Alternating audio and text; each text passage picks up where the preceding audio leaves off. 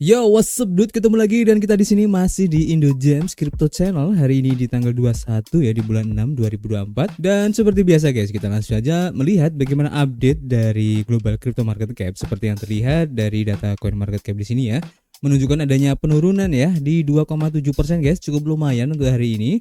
Begitu juga untuk Fear and Greed Index, bisa dibilang masih sideways ya di poin 52, masih sama kayak kemarin, masih di area netral yang mengindikasikan bahwa transaksi yang terjadi untuk Bitcoin ini tampaknya masih bisa dibilang stagnan ya, meskipun ada penurunan untuk hari ini guys. Dan tentu saja semua ini adalah efek kontribusi dari Bitcoin dan juga teman-teman ngopinya di sini guys. Kalau kita lihat untuk Bitcoin dalam waktu 24 jam terakhir ini ya, turun di 2,7%. Disusul oleh Ethereum juga turun ya di 2,2%. Untuk BNB di 3,11% untuk penurunannya. Begitu juga untuk Solana juga turun di 3,4%.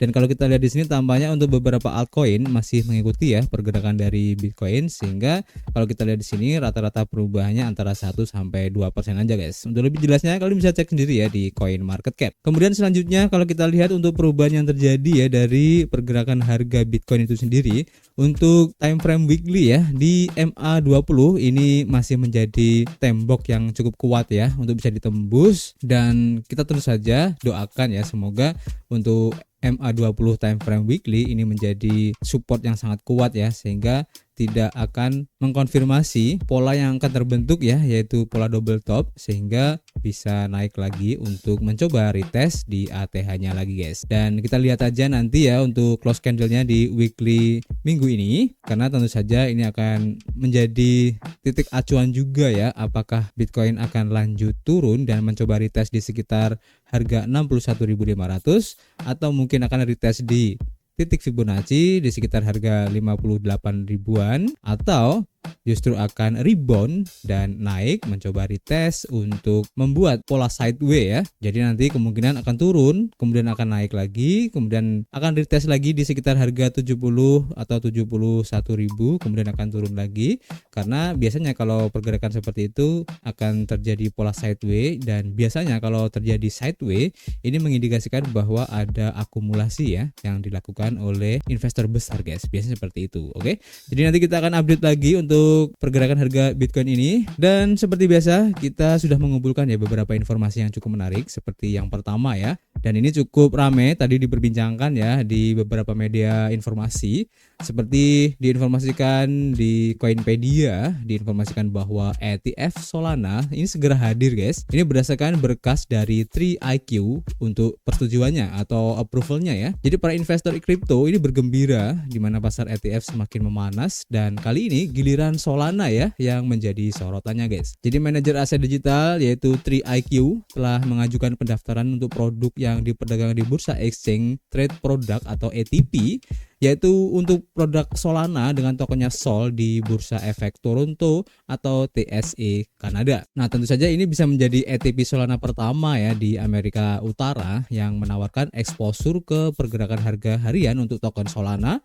dan imbal hasil untuk stakingnya guys. Nah, di sini untuk ETF Solana ini memang sedang dalam perjalanan ya, dimana pada tanggal 20 Juni 3iQ ini mengumumkan bahwa mereka telah mengajukan prospektus awal untuk The Solana Fund atau QSOL kepada pihak berwenang di seluruh provinsi dan juga teritori Kanada kecuali Quebec. Nah, jika disetujui nanti untuk QSOL akan menjadi ETP Solana pertama yang terdaftar di Amerika Utara guys. Nah, di sini untuk QSOL bertujuan untuk memberikan exposure kepada investor terhadap harga Solana dan potensi dari hasil stakingnya ya, yang diperkirakan antara 6 sampai 8%. Dana ini akan menggunakan Coinbase Custody dan juga Tetra Trust sebagai kustodiannya, dengan Coinbase menyediakan infrastruktur staking institusional. 3iQ telah mendaftarkan Bitcoin ETF dengan kodenya BTCQ dan juga Ether Staking ETF dengan kodenya ETHQ di TSE, dan mengelola sekitar 233 juta dolar ya dan 38,7 juta dolar aset bersih masing-masing. Perusahaan ini juga menawarkan The Bitcoin Fund atau QBTC dan juga The Ether Fund QETH yang menyoroti keberadaannya yang kuat di pasar ETF kripto. Dan secara global ya, ETP Solana ini senilai lebih dari 1 miliar dolar ini sudah ada ya, termasuk ETP Solana Staking 21 Share dan juga produk Solana Fisik ETC Group di Eropa. namun belum ada perusahaan Amerika Serikat yang mengumumkan rencana untuk ETF Solana Spot. Pengajuan dari 3iQ untuk ETP Solana di Bursa Efek Toronto juga menyoroti minat yang semakin besar ya terhadap ETF mata uang kripto guys, di mana CEO dari ARK Invest Cathie Wood juga optimis ya tentang ETF Solana di Amerika Serikat setelah persetujuan untuk ETF Ethereum kemarin guys. CEO dari Ripple, Brad Garlinghouse juga mengharapkan untuk ETF untuk mata uang kripto seperti Solana. Namun, Rob Marco dari CBOE agak skeptis ya tentang kelayakan jangka pendek karena kurangnya pasar berjangka untuk Solana ini. Dan kemudian lebih lanjut ya, masih berhubungan dengan Solana ini guys, seperti yang diinformasikan dari Bain Crypto, diinformasikan bahwa Solana ini dijuluki sebagai macOS-nya blockchain guys. Nah, ini menangkap sekitar 60% peningkatan volume perdagangan di DEX. Jadi Solana ini disamakan ya dengan macOS Apple dalam sebuah surat blockchain, di mana 3 eksekutif di Pantera Capital ini telah menyamakan ekosistem dari Solana itu dengan macOS Apple guys. Nah, surat tersebut mengutip mitra umum dari Franklin BI, kemudian manajer portofolio Cosmo Jiang, dan analis investasi Eric Wallace yang mengutip oligopoli dari blockchain. Eksekutif Pantera mengakui kekuatan dari blockchain Ethereum yang terlihat dari dominasi pengembangannya sekitar 70-80% ya.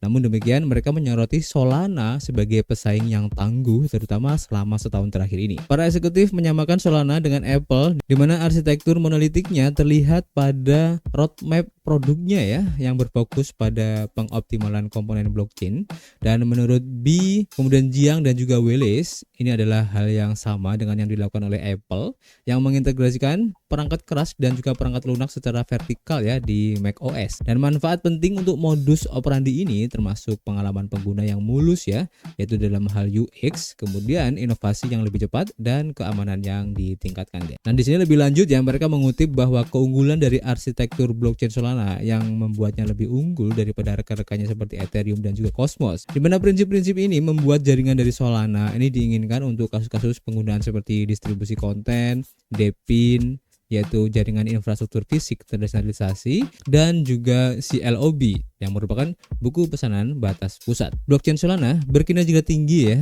yang memungkinkan terciptanya pasar keuangan yang efisien secara modal seperti Phoenix yang berbasis di CLOB dan juga protokol peminjaman MarginFi. Sebuah penelitian pada bulan Maret juga mencap ya atau melabeli Solana sebagai Apple-nya kripto dengan inovasi yang berfokus pada pemanfaatan perangkat keras ya untuk meningkatkan pengalaman dari Web3. Dan kinerja jaringan serta komitmennya terhadap pengembangan komunitas dan ekosistem membuat yang berbeda. Peningkatan teknis ya dan juga kemitraan strategis juga mencerminkan kepemimpinan Solana dalam menjembatani blockchain dengan sistem keuangan guys. Dan memang ya kalau kalian terbiasa dengan transaksi yang terjadi di Solana ya, ini sempat beberapa kali jaringan Solana ini agak seret ya, atau mungkin bisa dibilang lalu lintasnya terlalu padat sehingga banyak terjadi transaksi yang gagal guys. Jadi bukan karena jaringannya ini ngedown atau gimana ya, tapi karena terlalu banyaknya transaksi yang terjadi pada jaringan Solana sehingga timbullah suatu traffic yang mengakibatkan sedikit masalah ya pada jalur transaksinya guys. Nah, ini menunjukkan bahwa untuk ekosistem di Solana ini sudah sangat berkembang pesat. Dan tentu saja kita akan lihat guys bagaimana ya inovasi apalagi yang akan dikembangkan ya oleh developer dari Solana untuk mengatasi masalah ini, karena tentu saja ini akan mempengaruhi ya dari Solana itu sendiri. Dengan banyaknya ekosistem yang dibangun di Solana, tentu saja harus ada penyesuaian tersendiri ya dari jaringan Solana itu sendiri guys. Oke, jadi kita akan tunggu lagi dan kita akan update lagi guys. Kemudian selanjutnya kalau kita lansir ya dari harian CoinDesk, diinformasikan bahwa Standard Charter ini membangun meja perdagangan untuk spot Bitcoin dan juga Ethereum guys. Ini berdasarkan informasi dari Bloomberg ya. Jadi Standard Chartered atau STAN ya, ini sedang membangun sebuah meja perdagangan spot untuk bisa membeli dan juga menjual Bitcoin serta Ether, dan hal ini akan segera beroperasi dan menjadi bagian dari unit perdagangan falas bank tersebut. Dan menurut laporan tersebut mengutip orang-orang yang mengetahui masalah ini ya, Dan Standard Chartered akan menjadi salah satu bank global pertama yang memasuki perdagangan mata uang kripto spot, meskipun bank-bank lain ini telah memperdagangkan derivatif kripto ya selama beberapa tahun guys. Keterlibatan dari raksasa perbankan ini dalam mata uang kripto sudah mapan sebagai pendukung kustodian aset digital Zodia Custody dan juga cabang bursa Zodia Markets. Dan Standard Chartered ini tidak segera menanggapi permintaan Coindesk ya untuk komentar lebih lanjut tentang berita ini guys. Jadi kita tunggu aja untuk kejutannya yang tentu saja ya, jika ini memang akan terimplementasi atau akan direalisasikan, maka tentu saja ini akan membuka pintu gerbang baru ya bagi bank-bank besar lainnya untuk bisa menawarkan aset-aset seperti halnya Ethereum ataupun Bitcoin untuk pasar spot guys. Ini cukup menarik untuk kedepannya, yang tentu saja sedikit banyak akan mempengaruhi harga dari aset-aset tersebut ya. Jadi kita akan tunggu untuk update-nya. Dan untuk informasi yang terakhir ya, jadi beberapa waktu yang lalu ya, ini cukup ramai diperbincangkan ya, seperti yang diinformasikan oleh Cryptopolitan ya, di mana Certic ini menjelaskan sikap adanya peretasan etis untuk Kraken ya, dan Kraken ini mengakui pengembalian dana secara penuh guys. Jadi Certic yang merupakan perusahaan keamanan untuk smart contract ya, ini terus mengklaim bahwa tindakannya terhadap bursa Kraken adalah etis dan bahwa mereka mencoba memperkirakan cakupan penuh kelemahan dari keamanannya. Dan para penguji juga mengklaim bahwa mereka mengembalikan semua dana dalam bentuk barang dan tidak memeras Kraken. Tim dari Certic mengembangkan pernyataan baru untuk membantah beberapa klaim Kraken sebelumnya, dan para penguji membantah tuntutan untuk mendapatkan hadiah dan menyatakan prioritas mereka adalah memperbaiki kerentanan untuk dapat mencetak dana ke dalam akun. Semua dana yang ditarik berasal dari cold walletnya Kraken ya, dan tidak ada akun pengguna yang terpengaruh, dan koin-koin tersebut dikembalikan berdasarkan perhitungan dan catatan transaksi Certic sendiri guys. Tindakan Certic yang paling kontroversial termasuk catatan pengiriman sejumlah dana ke Tornado Cash dan CoinMixer ini telah menghadapi sanksi sebelumnya ya dari Departemen Keuangan Amerika Serikat yang melarang orang-orang yang berdomisili di Amerika Serikat untuk berinteraksi dengannya. Dan Certic ini sangat menyadari penggunaan dari Tornado Cash dan menyertakan transfer tersebut sebagai bukti eksploitasi. Sebelumnya Certic juga telah melacak penggunaan Tornado Cash sebagai bagian dari eksploitasi sebelumnya. Dan salah satu fokus utama Certic adalah mengaudit smart contract yang seringkali mengandung kelemahan logika yang sama yang mengarah pada pembuatan token yang tidak terbatas. Nah, di sini Kraken mengaku ya menerima semua dana, di mana Certic menghasilkan saldo di platform Kraken yang terpusat dan melakukan penarikan atas nama akun-akun tersebut. Klaim Kraken bahwa Certic tidak akurat ya dalam pengembaliannya adalah yang paling kontroversial.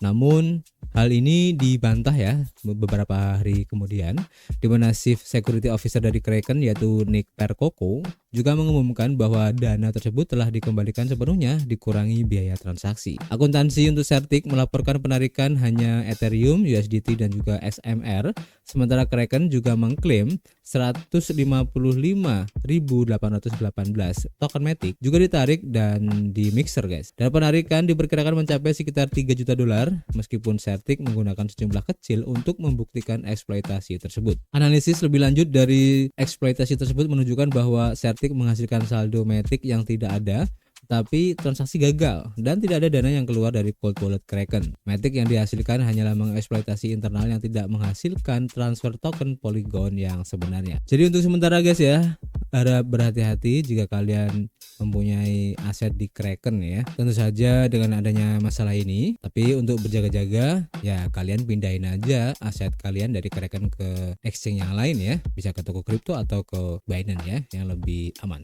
Oke. Jadi untuk sementara itu dulu guys yang bisa kita sampaikan. Nanti kita akan share lagi informasi yang lain di video berikutnya ya. Dan untuk rekomendasi project baru nanti kita akan share di akun Telegram. Kalian mampir aja di situ. So, seperti biasa kita masih menunggu kritik dan saran kalian di kolom komentar. Nanti kita bisa ngobrol banyak di dalamnya dan tentu saja kita ketemu lagi di informasi berikutnya. Peace.